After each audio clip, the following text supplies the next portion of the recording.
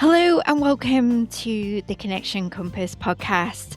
Today I'm joined by international bestseller, author, and internal resistance specialist Kam Knight.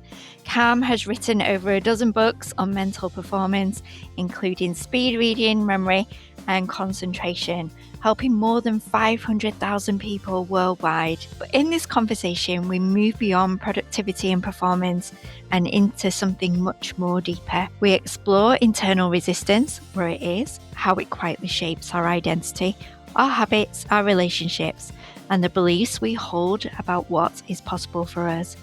Kam shares his own journey from accountancy into this work and how his personal experience with resistance led him to develop a new paradigm in the self-development world.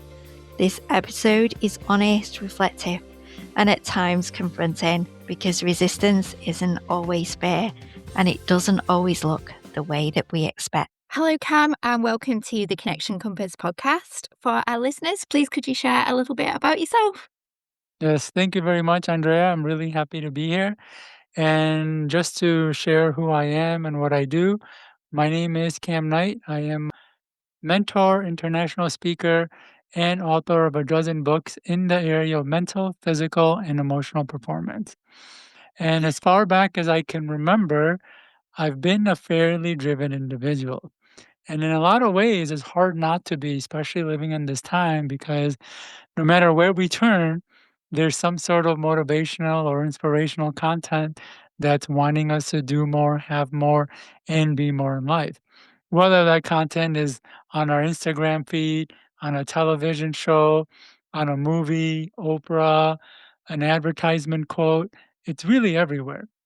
And so growing up, I always wanted to do more, have more, and be more in life. And although I had my fair share of success, I always felt like the success was much more difficult and stressful than it needed to be, or I've missed the mark in some way. And I always wondered why that was.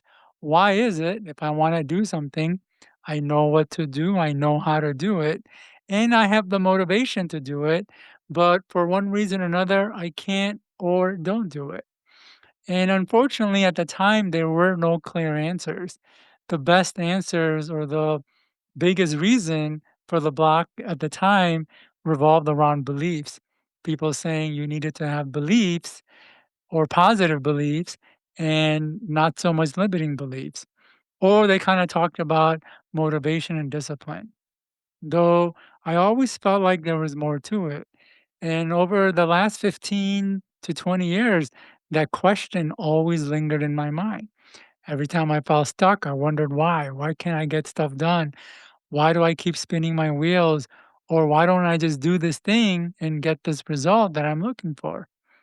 And luckily, I didn't give up and just kept learning more. And the more books I read, coaching I did, and seminars I attended, the more I learned about the complexities of the human brain and even human behavior. And at a certain point, I had this epiphany or aha moment where I was like, wait a minute, there's a part of our brain designed to hold us back. There's a part of our mind built to keep us from growing and making progress. And I call this part resistance. And is this brick wall that we hit anytime that we want to do something, but we can't, no matter how much we want to do it. Okay, so you haven't always done this though, have you? So you have done other things in your life. So can you share that journey from doing those other things right to where you are now and what you're doing? Yes. So, as I mentioned, as far back as I can remember, I've been a fairly driven individual. And on top of that, I had high expectations from my parents. So, when we moved to the US, there was a lot of expectations for me to do well. And then on top of that, my parents weren't really around because we moved to the US. It was a completely different culture. And to understand this culture, I watched a lot of television. And unfortunately, I grew up on television. And the conclusion that my brain made is that my self worth and who I was as a person and what I could receive or expect to receive was dependent on external things like having a nice car, big house, having a prestigious job. So all three of those things combined created this desire to be more successful. And when I was in high school, I w- worked hard hoping to get into an Ivy League school, and I didn't. In fact, got into a decent college, but I used what's called the backdoor method, where you apply into a very easy major that not a lot of people are applying into. And once you get into the school, you switch to the harder major. And that's what I ended up doing. And I did decent enough to graduate with a nice job, but my goal was really to get a job at the Big 5 firm. Now it's a Big 4, back then it was a Big 5. And so this was really my pattern. I had certain goals and sites that I wanted to reach, and although I would reach something good, it wasn't what I initially planned.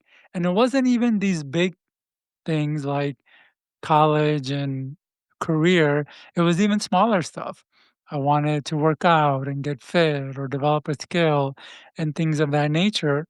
And the pattern was I would get excited and not start, or I would start, but I would stop shortly after starting. If I didn't stop, I would essentially sabotage myself before getting to the end. In a lot of ways, I did this over and over. And then I did decent enough in corporate America where at a certain point I had an itch to write. It was an overpowering itch, one I couldn't resist. And I didn't know where this itch came from because I was never a writer, nor did I like writing. In fact, I didn't do well in English class. I was more of a math and science person, but it was an overpowering itch that I followed. And it took me a while, but I ended up writing my first book going through a lot of resistance.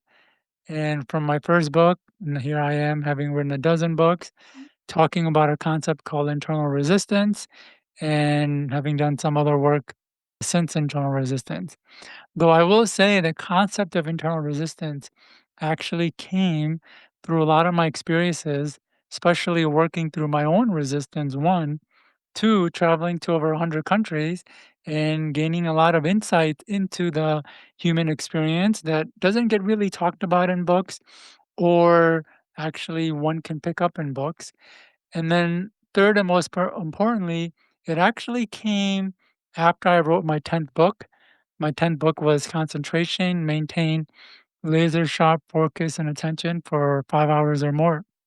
And I say that because from there is when I started coming to that concept of, oh, wait a minute, there's something going on internally that doesn't really get talked about, but it's actually the key to holding us back.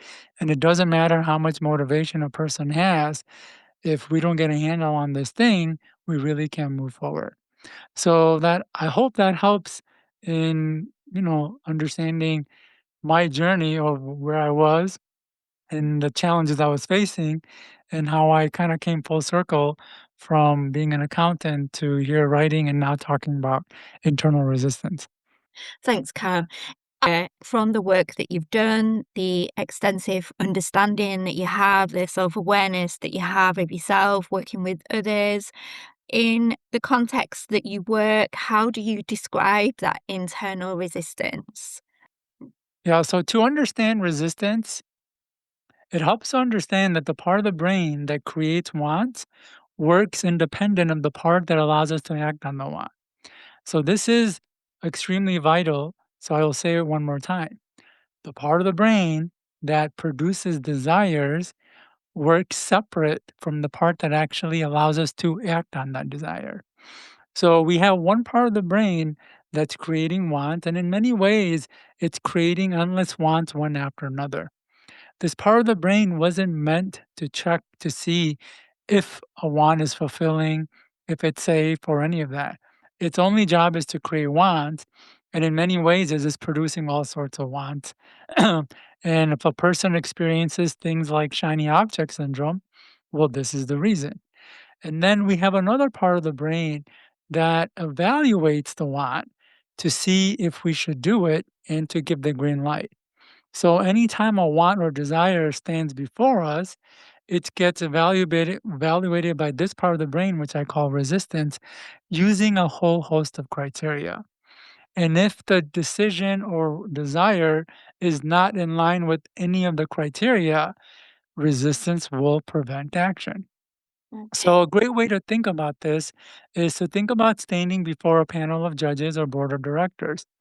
Every decision that comes up must go through them. If even one of the members is against the idea, it won't pass. And so, what's really key to understand is that it's possible for the brain, one brain, to both create a desire for something and at the same time keep us from going after it. So, if anyone's ever experienced this tug of war where they want to do something but they can't, or they're going back and forth between two decisions, it's because of this dynamic. There's one part that's creating a want or a push towards moving towards something, and another part that is deciding that no, we're not going to do it, and it's holding us back. And because they're two different parts, we do feel there's two different pull. Though what's even more important to understand is that both parts can get in the way. The parts that create wants can get in the way, as well as the parts that can get in that create the resistance. Now, it's easy to assume that it's just resistance that holds us back, and oftentimes people don't look at the want or desire itself.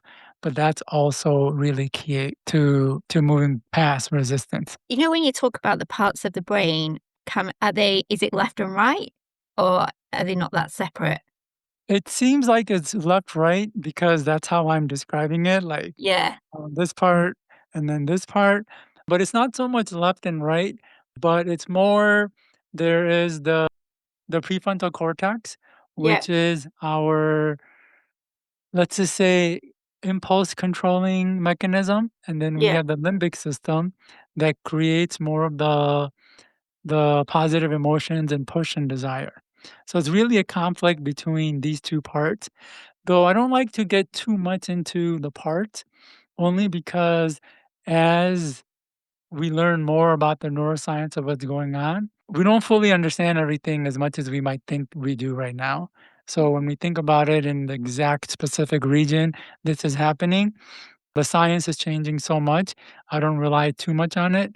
I do like to talk about it more in, oh, what's the word, psyche concept, because that's it doesn't really matter where it's happening in our part, but the fact that it's happening is what's more important. Part of this process, part of the journey that you've been on and the development of your work, you have done some work around mind mapping, speed reading. How has it helped you? How does it help others? How does it help us to become our own genius? So those books were things I wrote prior to talking about the concept of internal resistance. Yeah. And so they were precursors in helping me better understand the mind and what's going on internally. And they were really good foundations, especially my book on concentration, because I would say my book on concentration was one of my proudest works. I put the most time and most energy and even the most love into that book. And so it's really a deep dive into what's going on for us internally and understanding the mechanisms that create concentration, as well as mechanisms that take it away, and doing things to improve the mechanisms that create concentration, as well as doing things to reduce what take it away. And so all of that helped me understand that if we're trying to improve a specific area, or we're stuck or blocked and want to take it to the next level, we really have to understand what's going on internally. A lot of times we think when we can't do something, it's because we don't have motivation, or that we're lazy, or that we don't have what it takes, or something of that sort. When it has nothing to do with that, it just has to do with something is not aligned internally or operating the way we want. And if we can go ahead and work on those things, we can get that result.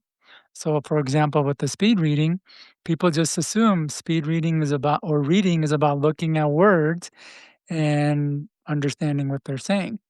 But if we can understand that our eyes have the ability to process words, more words than we think in a shorter time, and simultaneously understand it, then we can use certain techniques to help ourselves do that.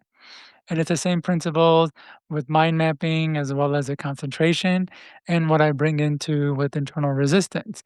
It's easy, again, to assume that when we want to do something and we can't, where we fall into either procrastination or sabotage, that there is an inherent flaw or that we're lacking something. When is really understanding what it is that's holding us back on a deeper level and working through those things to be able to move past it. I hope that made sense and answers the question. Yeah. And so focusing on that internal resistance then, are we born naturally with internal resistance or is it learned? Yeah, for the most part, we have this mechanism that is designed to hold us back. And I talk about this mechanism in the perspective of productivity or doing more or ending procrastination and sabotage. So, in a way, it seems like it's a bad thing. And oftentimes I can talk about it in a way where it's a bad thing. But in the reality is it's extremely helpful because, one, we have an overactive wanting mechanism that's constantly creating wants and desires. So it's impossible to go after, achieve, or even find fulfilling in every want that our brain is producing. In fact, even if we live multiple lives, we couldn't enjoy or even achieve all the wants our brain is producing in just 1 month. So it's really important for us to have this mechanism that checks to see this want to make sure we're not just going from one thing to another and to another and making no progress. And as a result, just really spinning on wheels. So that's just one aspect of it. But there's more aspects where this mechanism can be advantageous, which is why we're all born with it. Unfortunately, resistance can go overboard. So it can keep us from doing a lot of things that can be fulfilling, that can be useful for not just us, but for the people around us and society greater at large. Which is why it does help to understand what this resistance is, why it's there, and how it shows up. Because when we can understand these things, it makes progress a lot easier. When we don't understand these things is usually where we experience a lot of our challenges. And when we have a challenge that we can't push through, it does create negative feelings as well as feelings about ourselves and our abilities. And so it does affect our even mood and how we see ourselves. Can you share perhaps whether you reflect on your own experience or in what ways have they come up against resistance? In what ways Yeah. have you or they got in their own way? Yeah. Yeah. So this is where it'll be helpful to understand what those criteria are. And you just saw me drinking a bottle of water and I was drinking it. I'm like, this bottle looks like it could be beer, but I just want to assure everyone that it isn't. Did what? It's Did wonder if you were, that was a bottle of wine. it wasn't wine, it wasn't beer. It's actually Mountain Valley, my favorite water bottle. It's one of the few water bottles that come in a glass bottle and it comes from a natural spring. So Yeah. just in case anybody was wondering. That's Yeah. so funny. Yeah. But yeah, so let's dive into what the criterias are. Yeah. So anytime a decision, desire, and a course of action shows up before us, it gets evaluated by resistance using a whole host of criterias. And some of the criterias are commonly known in personal development like beliefs. So if we don't believe that something will work or something is possible, the brain will obviously say, hey there, why are we doing this? Let's not do this. But it's not just beliefs of what's possible for us. So we might see somebody doing something and having great success. Maybe we're in high school and we see somebody learning skateboarding and they get a lot of attention. And we think, okay, skateboarding is possible. But then we might not believe that it's possible for us. And those beliefs run really deep inside us that we don't even notice.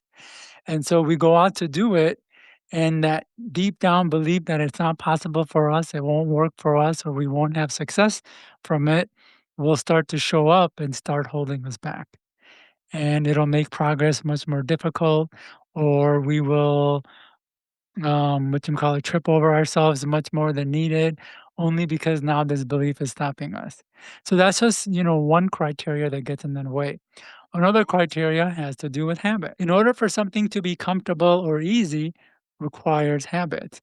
And if we haven't built a habit for a task or activity, it's actually quite annoying, painful, and it's really uncomfortable and awkward. And that pain and awkwardness can be enough for the brain to create resistance. So anytime we do something new, by the nature of it being new, it's not going to be pleasant. And just because it's unpleasant, our resistance will say, oh, there's pain and awkwardness here. Let's stop doing this. Because a lot of times our resistance doesn't understand that certain pain can be useful, like growing pain and healing pain. But in a way, it operates as an on-off switch where it's if there is pain or potential for it, block it. So if we're trying to build a habit that could be useful, the initial pain we get, resistance will just say, warning, pain, or we're designed to reduce or remove or move away from pain. So I'm going to, and because this activity or goal is causing it, I'm going to have you move away from it. Another reason resistance comes up has to do with comfort zone. So in many ways, the brain likes familiar over the unfamiliar, meaning that a lot of our comfort zones aren't comfortable. They're actually annoying and painful. But when we try to move outside of our comfort zone, it puts us on like a high alert because the brain is going, we're moving into some uncharted territory. Although where we're at now isn't pleasant, we don't know where we're going. Even though we may see and logically know that nothing's bad is going to happen, to the unconscious, anything unfamiliar just becomes too much for it, where it starts to want us to continue, to want us to slow down or move back to where we started. So then resistance starts having us procrastinate, sabotage, just so we start moving back. And these are just couple reasons for resistance or the criteria the brain evaluates, but it can go even deeper. It can go into our identity, into our self image. It could go into what finishing or completing a task or activity will lead to or bring. It can go to core needs, authority issues. Oftentimes, it can also go into how sensitive someone is to pain, demographics. In my work, I found there's about a good 25 to 30 causes of resistance. So hopefully this kind of helps a person understand why, even though they want to do something, they can't. It's because they're hitting up these things that are going on internally that they don't really notice. Can we go back to the first criteria? So, Yeah. the belief that something isn't possible for us, where does that even come from? How does that even develop? And I have to be honest, have to be absolutely honest, it's something that I recognize in myself, holding a belief that something Yeah. isn't possible, but how does that even formulate in the first place? Yeah. So beliefs really start from the time that we're young.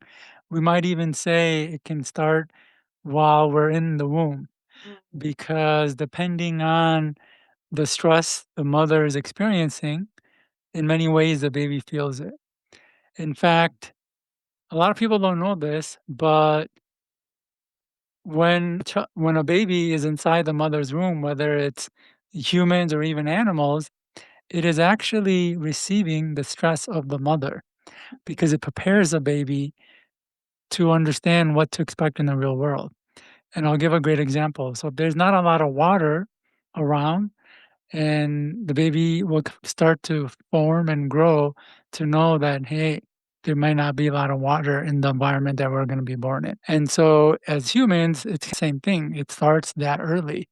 If the mother is going through a lot of stress, is in a lot of stressful situations, the baby is already picking up some of that and picking up certain beliefs of what it can expect in this world and what it can't. And then, of course, our upbringing as we are born, the first 3 years are very formative. And as humans, we're actually designed for a lot of physical contact and interaction. So, physical contact, eye contact, and nurturing and all of that. If that baby is not receiving it, its brain is again forming beliefs about itself and what it can expect. And then, of course, as the baby starts to develop and turn into a toddler, where it can start to interact, start to crawl, talk, walk, and wants things and doesn't get it, again, it's forming those things. And then as we get older, depending on how much encouragement the child received, or worse, harsh criticism and things like that. Those are all forming beliefs. And also, it's really important to understand that a lack of encouragement can be just as bad as harsh and criticism that a person receives. And that's because the way the brain works, it often defaults to the negative over the positive. So even though a child may be growing up in a decent environment where food is available, the parents are there, they're present, where they take the child to school and all of that, if the child is not receiving positive encouragement and actual positive support, their brain will default to limitations and thinking they might not be good enough or not as good as other people or other students.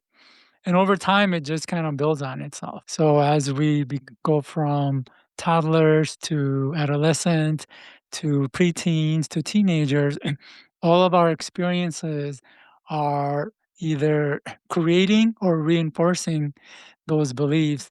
And then by the time we get adult, we just assume who we are is the way it is, and our abilities is set in stone, and there's not much we can do, and we just have to accept life to be that way. And unfortunately, many people live life like that.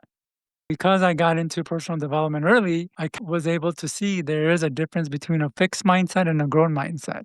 Meaning I had a fixed mindset thinking that was the way I was, and there's only so much I could do and achieve in life. And then getting into personal development, I realized, oh wow, the possibilities are really endless or unlimited in a lot of ways. And so I totally forgot that initial perspective I had. But if a person doesn't come across personal development or in a way that resonates with them, it's easy to assume the beliefs that they were forming while they were young and into adolescent and into teenage and adult life, that it's true. And that's just the way they are. So I hope this gives a better perspective to that. Yeah, and I suppose if these beliefs are forming even when we're in the womb, when we haven't been born, we could actually go through life being completely unaware of that. So, I mean, I suppose there's obvious internal resistance might show up in lots of different ways. And I suppose sometimes that might be obvious, like you might keep hitting brick walls, like you can't seem to push something through. But what other ways might that show up in a person's life? That deep seated belief that something isn't possible for them? How could it show up? So there's many ways. So a person may graduate college with a profession or a career, and then they go out and get a job and they're working, for a few years, and there is an opportunity to get a promotion or do take the next step. And they wouldn't even think to do it or even pursue it or even ask for it because they just assume like this is what they can do and that's it. Or there might be an opportunity to shift careers. Maybe they don't like what they are doing. And there's just so much anxiety at the thought of even doing that. And they assume that anxiety means don't do that, that I'm not cut out for it, that it won't work, when it's really manifesting from all the experiences and beliefs that we had since we were young that we weren't good enough, that we can't do things right, and things of that nature. And the more harsh criticism a person receives, so let's say a child is always yelled at and the parents are always saying things like, I told you to do this, and how many times do I have to say this? You can't do anything right. Well, their brain is absorbing that I can't do anything right. I'm a mess up and I shouldn't take on bigger things because it won't work out. And it's not that they don't have the ability, it's just that their beliefs are saying they don't have the ability. And our beliefs can seem so real that they're like 100% true. But what I want people to understand is there's very little difference in one brain's ability over another brain. So, whoever a person sees doing something, there's a good chance they have the ability to do that too. Unless you're talking like really high level, maybe professional athlete level, almost anyone that is doing something, another person can learn to do. But it can seem like they can never do that because their beliefs are making it seem like, oh, it'd be too hard. And then when the desire comes up, resistance filters through their past, and their past goes, and their past says, oh, yeah, well, I got yelled at when I did this, I didn't do this right, and I didn't get support here, so there's no way I can do that now. So this is how it would show up. But it also shows up in relationships, not just romantic relationships, but in what a person can expect from another person. So if we have poor beliefs, we may not stand up for ourselves. We might compromise ourselves and accept lower treatment than we should, or we will feel like we have to work harder for other people's attention, affection, and love, or oftentimes feel like we're not good enough for someone to actually wanna be with us, or that we're not even good enough for people to spend time with us. So it can show up that way in terms of relationships. So how on earth do we unpick this? So it's to move through it. So this is what makes internal being human so challenging. The reason I like bringing this topic, especially into podcasts, is because I wanna, in many ways, change the paradigm in personal development, especially because there's a lot of thinking of, "You can do it," a lot of motivation and inspiration, and "You deserve more." And yes, that's true, but if we're not addressing the resistance, this part of the brain will prevent us from actually realizing those things. So, one of the ways to help work through our resistance is to understand where our resistance are, especially to a given activity or person. And the challenge of it is that we humans are complex and there are layers. I talked about the beliefs, I talked about the habits, I talked about comfort zones. Then there's the image, self image, and there's the identity. And we're talking about authority issues, and then we're talking about demographics. And it goes deep, and no one person understands all the facets. So there is a challenge to that. So I want people to understand that it helps to do the inner work to access and work through this. And it's not always the easiest or most glamorous, but it's what's going to be necessary to move forward. And usually, the people who are stuck and not moving forward and feeling frustrated is because they're just chasing the dopamine hit of people saying, you can do anything, you deserve more. And not to say those things are bad, but once the dopamine wears off, then we still have to worry about these criterias that are holding us back and or making us not feel the best that we can feel. So that's one aspect of it. Now, the resistance equation really has four parts. First is starting with the wants. The second is looking at our resistance. The third is looking at the tricks of resistance. And then the fourth is what we can do to take proactive action. And a lot of people are starting with the fourth, or they're either focusing on the motivation and inspiration or wanting to just take the actionable step. Actionable steps are good, but unless we work through the resistance, at a certain point, we're going to hit up resistance and we won't be able to take those steps further and we'll start to regress. And I'll talk about the actionable steps, but it's really helpful to start with the earlier steps. And the first step is with our wants.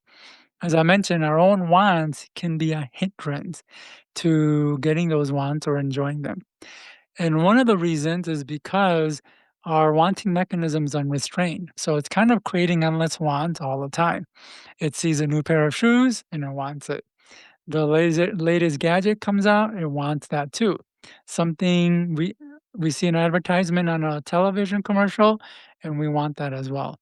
And the mechanism is doesn't check to see if something will be achievable or fulfilling, it just creates wants. So it can create a want for something that one isn't possible, and two, we won't actually ultimately enjoy. But create pain for not having it. So we feel like we need to get it just to remove the pain.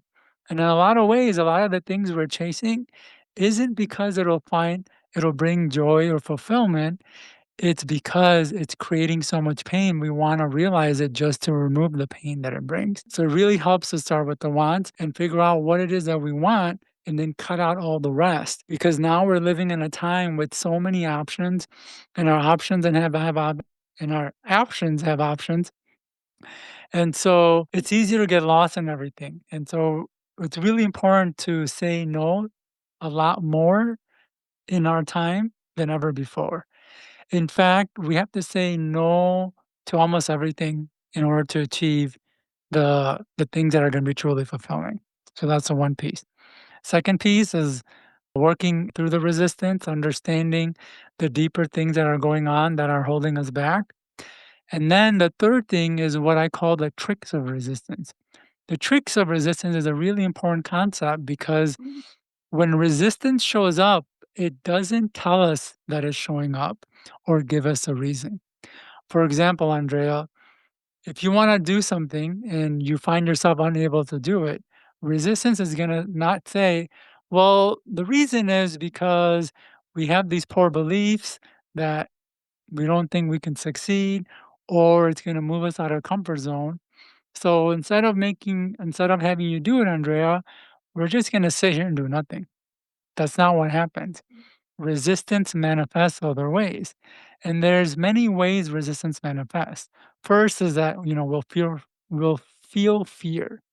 And a lot of times when a person learns about resistance from me, their mind naturally goes to, is it fear? And what I say is fear isn't the resistance. Resistance uses fear to stop us from doing something. So if we're experiencing fear, it's usually because there's these criterias at play, right? So, and the extent of fear can be varying. Sometimes it can just be anxiety doing it. Other times it could be fear. Other times it could be full blown out, like terror, like just the thought of it is just too much. But that's just one way resistance manifests. Other ways is that, and it's more subtle and we don't notice it, we find ourselves procrastinating. We don't feel this strong, intense feeling that's pulling us away. We just find ourselves not doing a thing we should be doing. It's like we know we should be doing it, but we're not. And then the other way resistance shows up is with tricks. And what I mean by tricks is it has us do other things that gives us the illusion of progress when there is no progress. So a person can go into a heightened state of over planning. And planning can be a trick because when we're planning, it seems like we're working on the goal or the activity. We're doing the thing that's going to help us succeed. But a lot of times people do it too much. They spend too much time planning. And the more time they're spending planning and not taking action, is the less time they're not taking action, which means the tricks win and we're slowing our progress. Another trick is perfectionism. A lot of times people want to make sure all their I's are dotted and T's are crossed. And all the time they're doing that is time they're not using to move forward. And as long as they're not moving forward, the tricks win. And these tricks can be pretty deceptive. So I don't know if you have ever experienced a time or moment where somebody gave you an advice or suggestion where you thought you're like, nah, I don't need that. Like, or had feelings of feeling too good.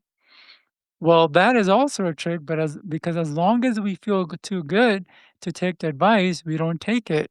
And because we don't take it, we limit our progress.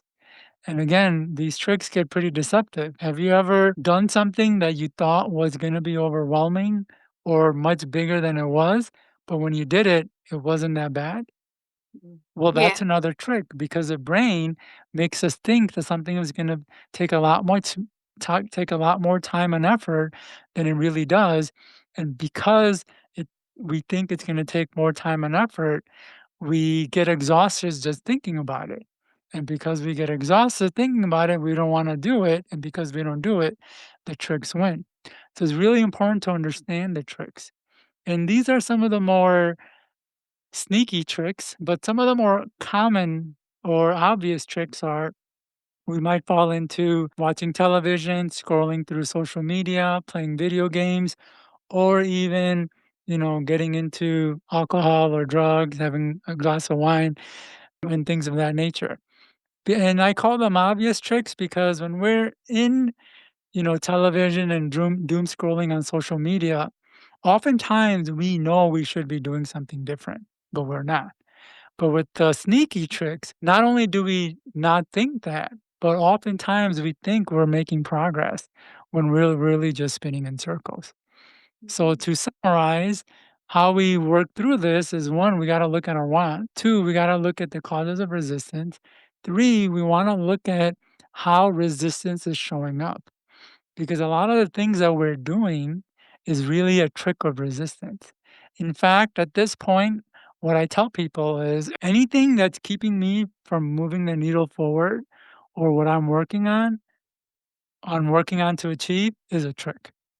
Because if I really wanted it and wanted to work on it, I should be doing it and moving forward. And if I'm not, it's likely a trick playing out.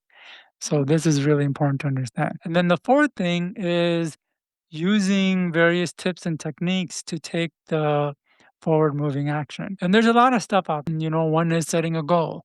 The other is breaking the goal down into manageable steps. And the other is making sure you have reminders that tell you about the steps, especially when you need to do it. For example, if a person has a goal of losing weight, one of the steps is going to be working out.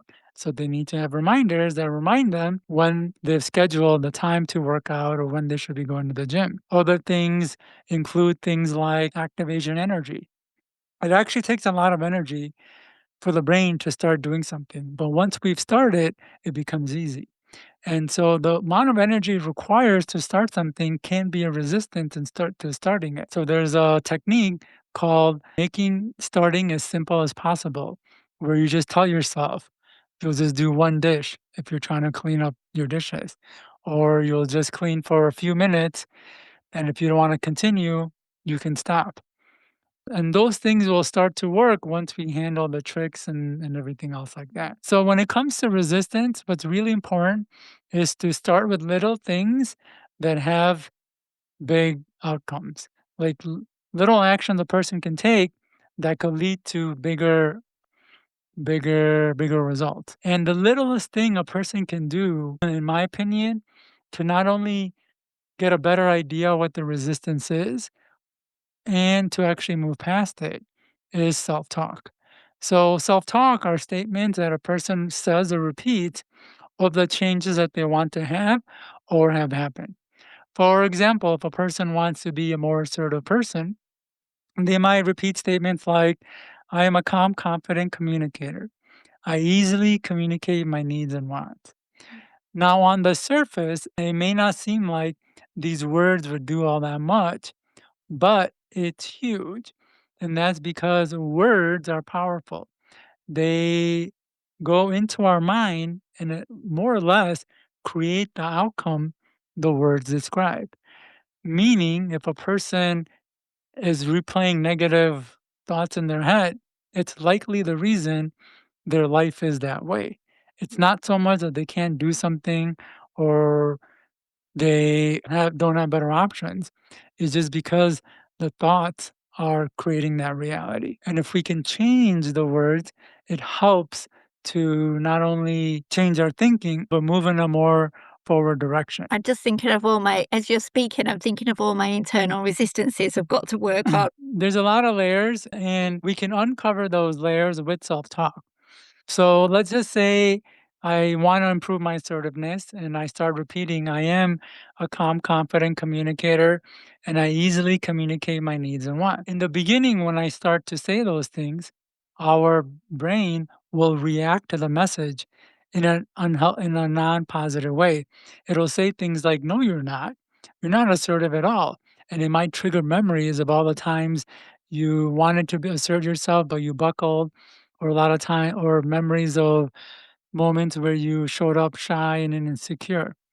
And so those are all signs of your resistance, right? So now we're getting data for where our resistance is. Or if the brain triggers a memory of a person that we feel like might judge us for being assertive, well, that gives us data. Oh, wow, I'm afraid to be assertive because of what this person thinks. So now I'm understanding where my resistance is coming from. What makes somebody finally sit up and work on their resistances? Because those trick resistance, it's quite Yeah, sneaky, isn't it? Like, it's so subtle, you could quite easily miss it, couldn't you? Do you think it's like yeah, a squeeze? Do you think people just feel squeezed, just feel completely uncomfortable, that it makes them want to look into why this is happening, why that internal resistance, or maybe not, they don't even recognize it as internal yeah, resistance. They just know that things are not working for them. They just have that sense, that feeling that the wheels are spinning. yeah. And yeah, so the tricks are extremely sneaky. And I said anything that is keeping a person from moving the needle forward or moving towards their goal or completing an activity is likely a trick. And it can be so sneaky, I will go as far as to say even accidents and ill health can be a trick. And that's in accidents and ill health actually show up when a person is really making progress and they're getting to the next step or the next level, and their brain is trying to use a last ditch effort to pull them back. And the reason accidents and sickness work so well is because when we get into an accident, it really derails our focus. We have to put all this attention on rectifying or fixing what went wrong. Or when we're sick, we literally have no energy to do nothing. Because if we don't have energy, we can't work on the task, activity, or goal. And because we don't, we start to lose progress. So the brain can be very sneaky. And, so yes, and it's true. A lot of times people don't even, because a lot of people don't understand resistance or how it works and how it manifests in tricks, they wouldn't even assume that what they're doing is avoidance behavior. Mhm. So if they are wanting to do something and they're falling into some other behavior, they wouldn't even think that that other behavior is a way to avoid the initial thing that they want. And so it may not even come up. And then you talked about uncomfortability. Looking at it does feel uncomfortable because, like I said, one of the criterias the brain evaluates is, will doing this thing or making progress in this thing move us out of our comfort zone? And if it will, then resistance will create a lot of uncomfortability when we try to do that thing or when we try to look into why we're having challenges moving forward with that thing. And so there is a lot of uncomfortability when we are working with resistance, which kind of goes back to what I had said earlier. I want to bring a new perspective, a more open-minded perspective about resistance, because it isn't all just about motivation and inspiration. And because when we start hitting up the uncomfortable, what is the natural response for a lot of people? They don't want to deal with unpleasant stuff. So they will go back to the motivation, inspiration because it feels good. And that's another trick because we're not looking when we're trying to just seek positive feelings in avoidance of the uncomfortability. The brain is essentially tricking us thinking, oh, we need some more motivation, inspiration, or positivity to move forward when it's really moving us away from the thing that's going to help us move forward. Why do you think that as humans, we're so resistant to feeling those uncomfortable feelings and having to grow through them, even though we know it's going to have a positive outcome? So it goes back to what I'd kind of said earlier. Yeah. In many ways, resistance works like an on-off switch. Mm, So to so we all know we have a defense mechanism, right? And mm, that mechanism is designed to protect us, correct? yeah. Though, what is it really protecting us from? At the most basic fundamental level, is it protecting us from mistakes, failure, rejection, death? What is it really? So, within my model of work, I personally believe that at the most basic fundamental level, the defense mechanism is protecting us from pain, whether that's physical pain, mental pain, or emotional pain. Physical pain is fairly obvious. It's getting hurt, cut, bruised, and it's obvious why the brain or resistance would want to protect us from it. Mental pain comes from mental activities such as thinking, learning, problem solving. Certain mental tasks like math, science, as well as writing can put a lot of strain on the brain. And that's enough strain for the brain to create resistance. And then there's emotional pain. Emotions can be some of the most unpleasant experiences humans can have. In fact, the studies show emotional pain can be as severe as physical pain. Now, as I mentioned, the defense mechanism operates like a simple on off switch. It doesn't always reason or use logic to see if a pain will be helpful or beneficial, like healing pain or the pain required for growth, like building habits. It's like an on off switch where it's if there is pain or potential for it, block it. And so oftentimes when unpleasant feelings come up, whether it's physical pain or through physical sources, mental or emotional, the natural response of the defense mechanism is simply to just block it.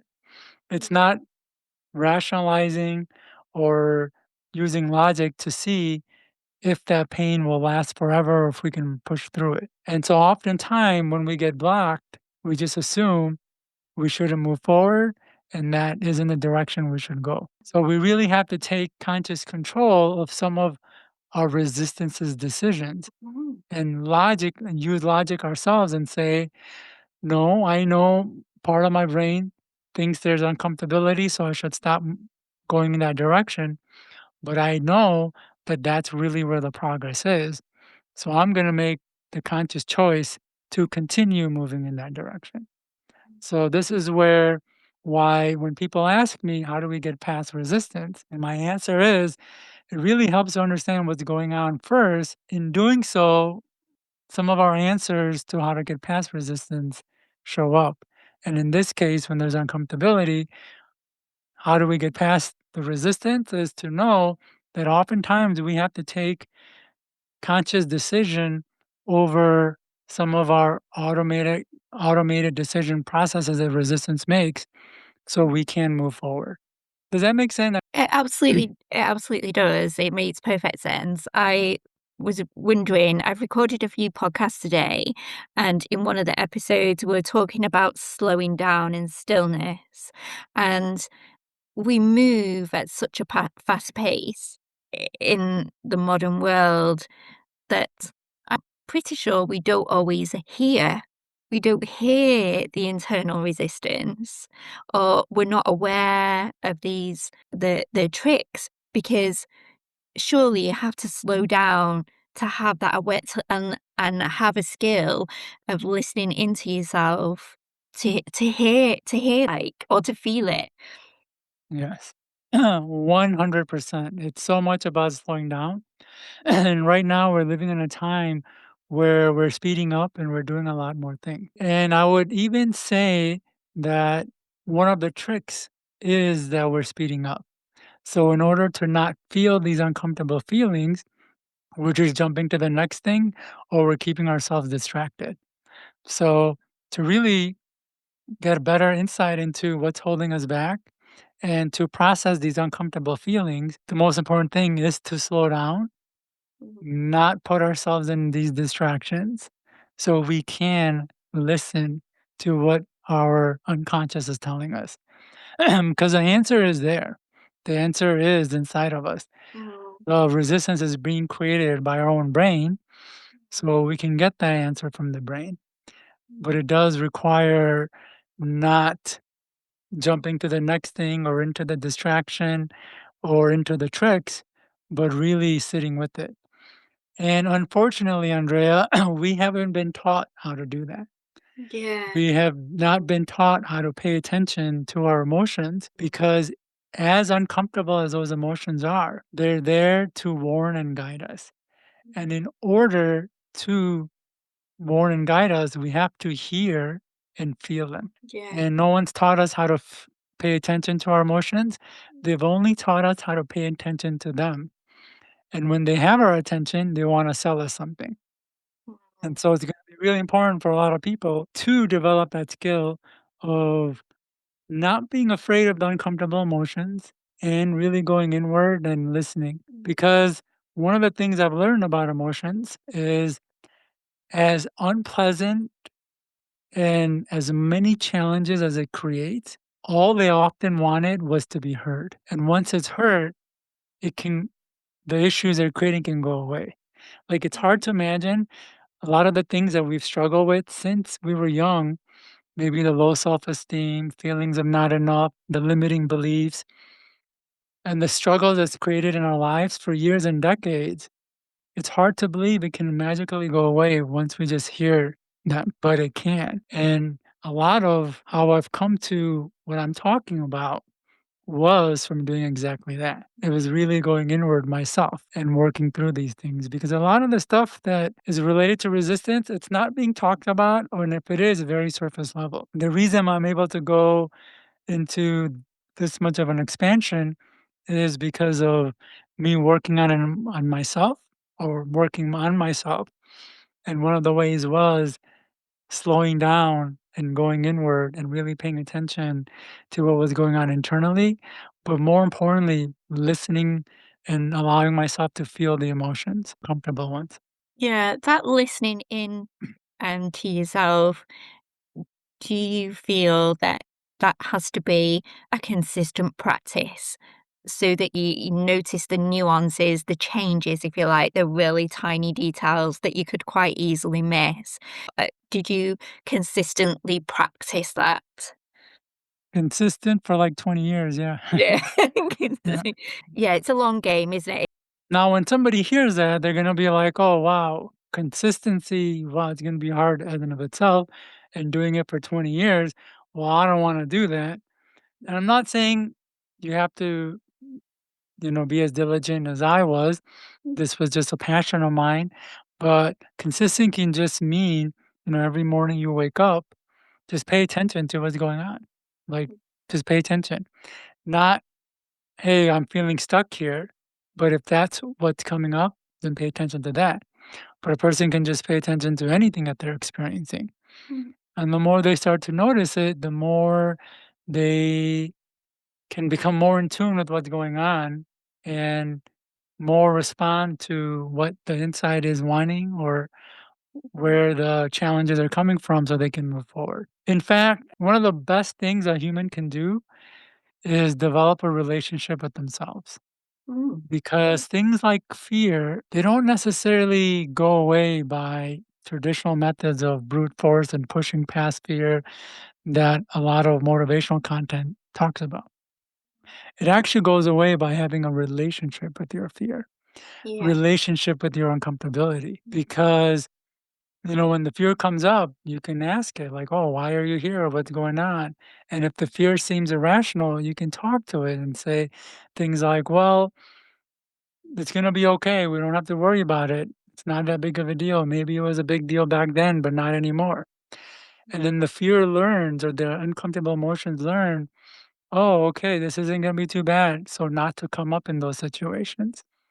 And the more you have a relationship with your emotions, the more we can kind of get a handle on our emotions, and the more emotions come up to support us versus hold us back. And again, we were never taught this. We were taught to pay attention to others. And because we're constantly paying attention to things outside of ourselves, the emotions aren't getting tended to. And here's the thing, because emotions are designed to be heard and felt, when they are not, they get louder and stronger. And the more we distract ourselves, the louder and stronger they get. So going back to what I said just a little bit earlier, a lot of our issues become issues only because we're not paying attention to our emotions, and they got so loud and trying to get our attention, it's creating a lot of challenges. And if we could just pay attention, a lot of the stuff can just go away. Because the majority of our challenges, interestingly enough, even our resistance isn't coming from the outside world, it's just coming from our emotions. It's emotional charge. And the more we can slow down and pay attention, the more this charge can go away or the more we can work with it and the easier things become. So, Wow, it's fascinating.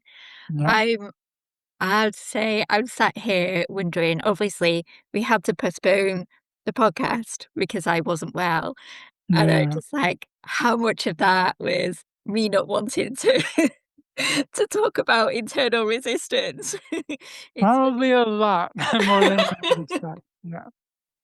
Yeah. yeah. I wasn't always comfortable talking, especially on a podcast, especially in front of a mic. I developed my skill as a writer. As I mentioned, I've written a dozen books. So I wasn't doing a lot of people talking. I was developing the skill of communicating through the written word. And when it was time to get this message out, I had a lot of resistance too. So even getting on a podcast created resistance. And oftentimes when it was time to, hit the button to start the meeting, there was a part of me that would wish that they didn't show up. No. That's really interesting. Yeah. Yeah. And it's a good thing that we had this time because I have developed a lot more talk concept around it since even just a month or a few months ago. So people who are listening right now are getting some really up to date stuff on internal resistance. How do you refer to this work as you said? Find do you describe it as your calling or like a dharma or north star? Because it's work that is developed over your lifetime. Yeah, it's like I said, we live in a world of distractions. So a lot of opportunities to come up in my life to do different things. When AI came out a few years ago, I actually pivoted into AI. And then I've written a dozen books on all those similar topics around, personal growth. They are still varying because they go from speed reading to assertiveness and things of that nature. And what I'm trying to say with all this is that I have veered off course, but I come back to resistance and I've cut everything else out because I think this is what I'm passionate about and what I enjoy talking about and what people are really resonating with. And more importantly, what people need, especially right now, because it's not being talked about. So I think in many ways, it's all those things you mentioned. Yeah. I think it is my North Star. I think it is something that is important to bring out. Mhm. And it is something also that I find value in. Yeah, it won't leave you alone. I want to ask you about developing the work over a long period of time. Would you describe it as something that hasn't been illogical and there's different parts that have come together at different times? Or has it been a very logical journey? Well, I think a better question would be, Okay. has it been an intentional journey? Yeah, and I wouldn't say so because when that question was lingering in my mind, I wasn't necessarily seeking to find that answer. Mhm. That question would linger, and I would do personal development, and I would come across concepts. And over time, I had an epiphany, an aha moment. And then from there, I started putting the pieces together Mhm. in a logical framework. And then I thought, okay, that's it. I've got it. But I didn't realize I realized how complex we humans are. But even then, I didn't realize the complexity of how deep this topic goes. And as I'm talking about it, and as I take the next steps in my journey and go to the next level, I encounter other types of resistance or unique nuances within the criteria I've already mentioned. So, initially it didn't start off as very intentional. It was just a question that lingered in my mind. And then it became this epiphany, like I said. Then there was a point where there was some structure that I put into it, thinking that was it. And then now it grows as I'm growing, but then it's also as I'm talking about it. When I get on these podcasts, people ask me these interesting questions that lead me to think about things that I didn't think about. And so literally, I could spend all my time from morning to evening working on resistance or developing this concept because there's so much to it. But I still have to do other things like get clients and things of that nature. But yeah, so I'm finding a good ground where I can keep adding to this model without taking up too much of my time. And so, what are your plans for your future? What have you got planned next? Right now, my goal is so I have a course called Conquer Internal Resistance, and it's done really well.